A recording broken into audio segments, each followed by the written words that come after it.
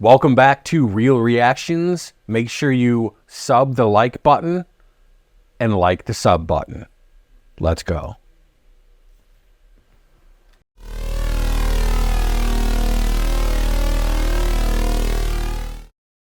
Solomon says that God answered his prayer and sent an angel down with a ring to give him a ring, and that ring gave him power over the spiritual world. And Solomon uses it in what seems to be an attempt to help humanity. He claims that he used the authority of the ring to summon all the principalities of the world, the Nephilim, that are these disembodied spirits going around causing all this illness and different things. And he does several things. He interviews them as to what they hate, what casts them out, and like what angel is over them, that they, if that angel comes, they'll flee.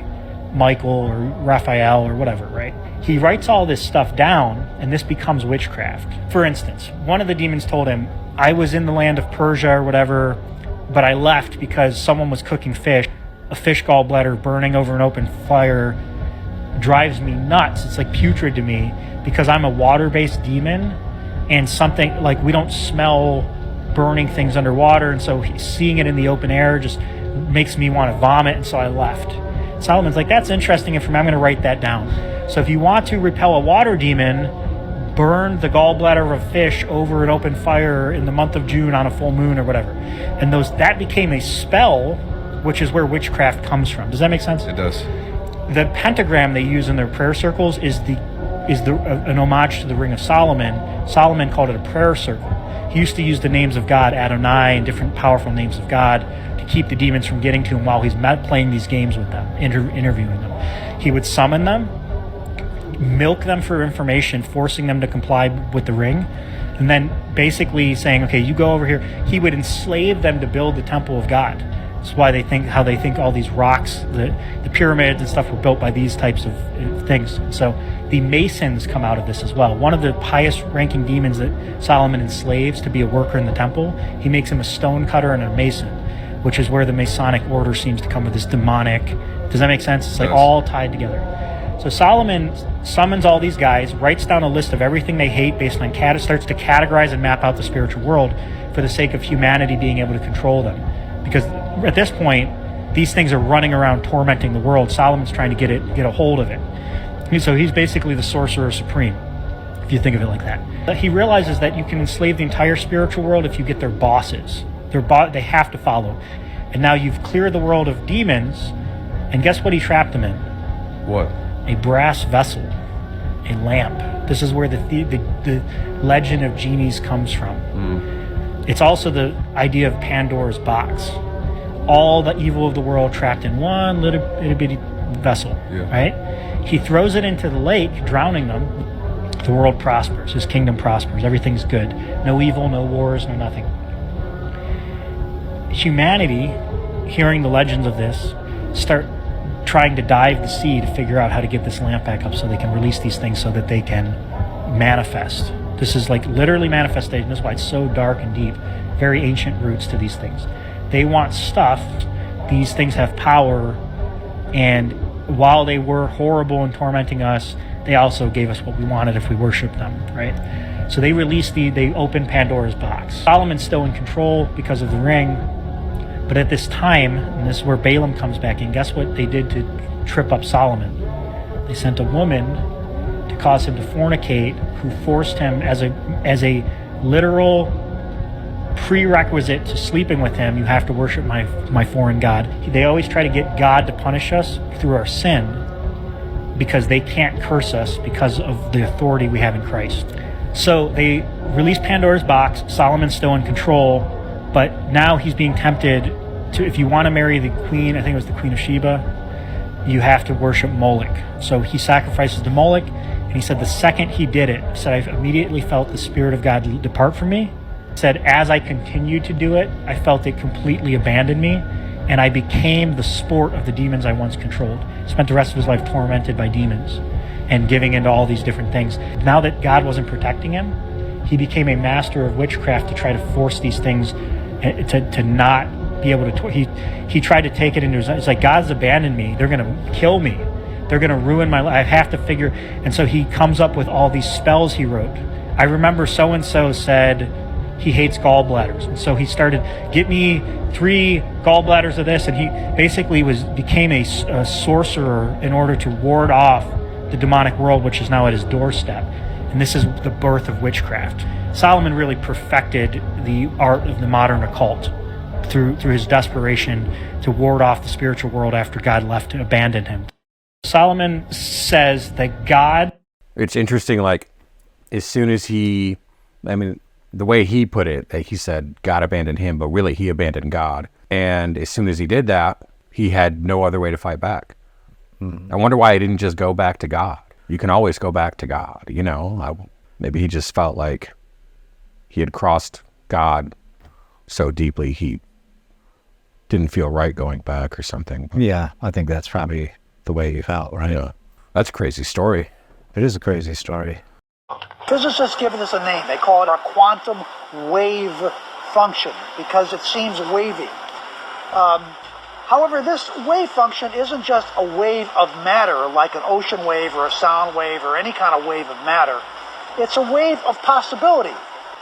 It's invisible to us, but we can't explain what we do see as matter in these small corners of space and time unless we picture that these matter particles somehow come out from or emerge from these thought wave patterns which are invisible to us.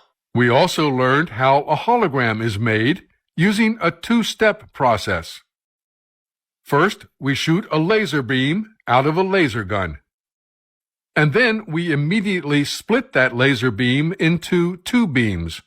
One of the beams, called the reference beam, makes its way and eventually hits a sensitive holographic plate or film. Other half of the laser beam hits an object first, in this case an apple, and then hits the holographic plate. When these 2 parts of the original laser beam come back together at the holographic plate, they interfere with each other just like the waves did in our double slit experiment, and they form an interference pattern on the holographic plate.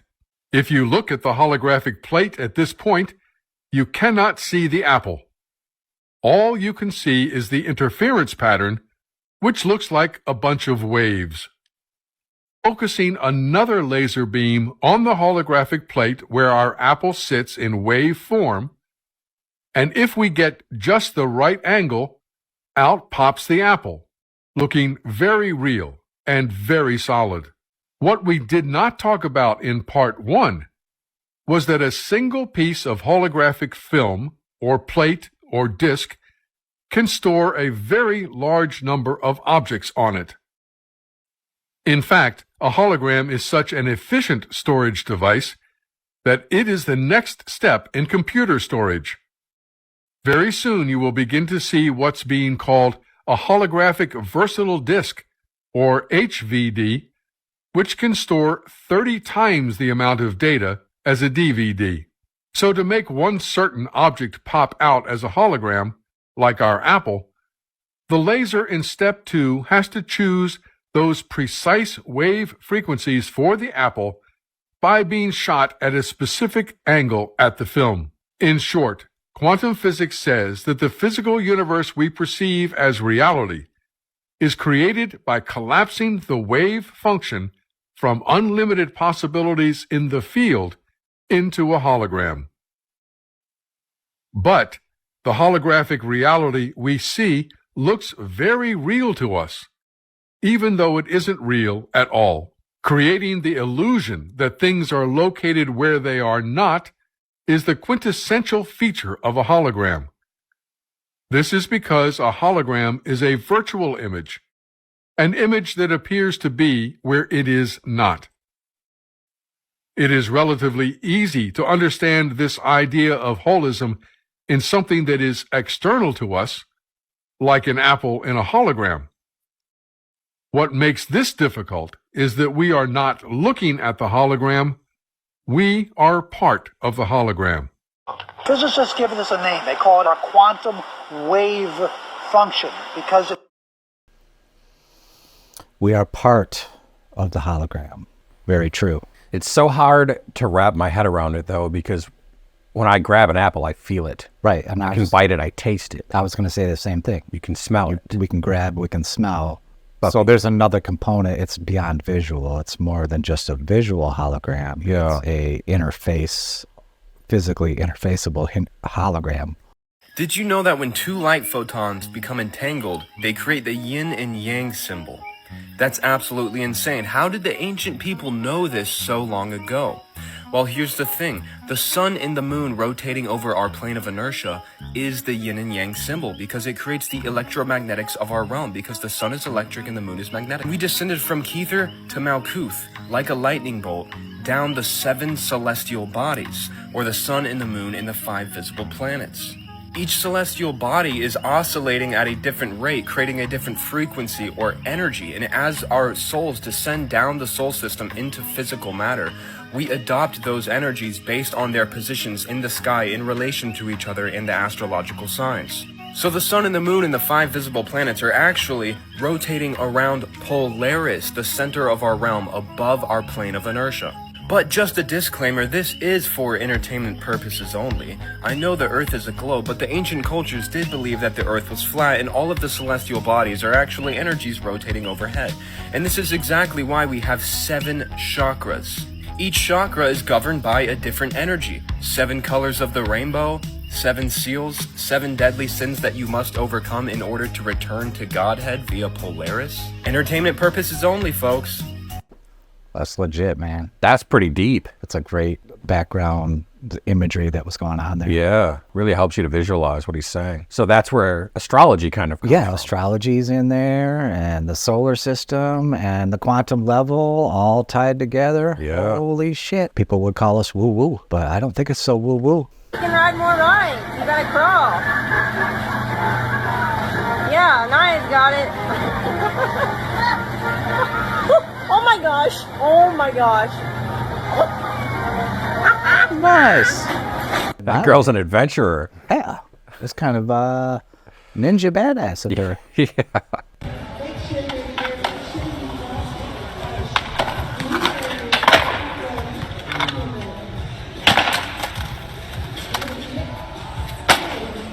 Oh my god. How about just don't break it?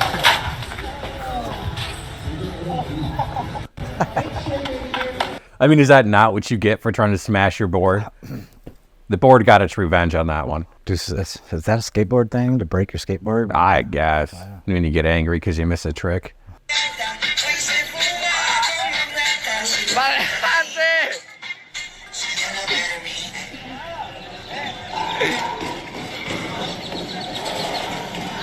Más, dale, dale. Aquí llegó.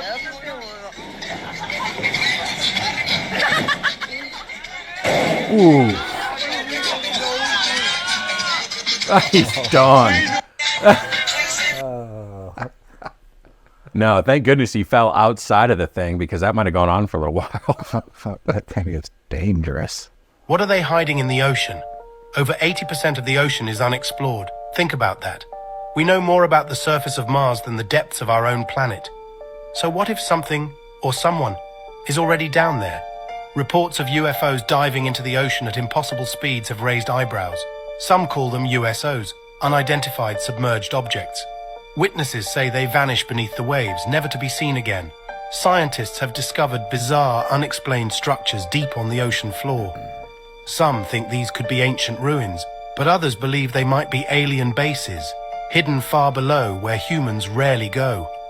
Ancient sailors spoke of sea monsters, and there's even the legend of Atlantis. Could these be stories about extraterrestrial life adapted over centuries? What if these weren't just myths, but glimpses of alien civilizations already living underwater? Maybe the truth isn't out there in space, it's right beneath us. What are they hiding in the ocean? I'll tell you what's under the ocean. Tell me. The entrances to Middle Earth Yeah. are under the ocean. There's cave systems that open up where there's whole ecosystems. That's valid. I think that's could be the case. There's so much ocean and so much depth. There's definitely other stuff going on down there. If I was an alien race and I didn't want to be spotted, but I needed a base on Earth, oceans. We're not down there. No.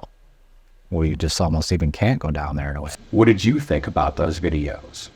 Let us know in the comment section below. Make sure you subscribe to that like button and like that subscribe button. We'll see you in the next one.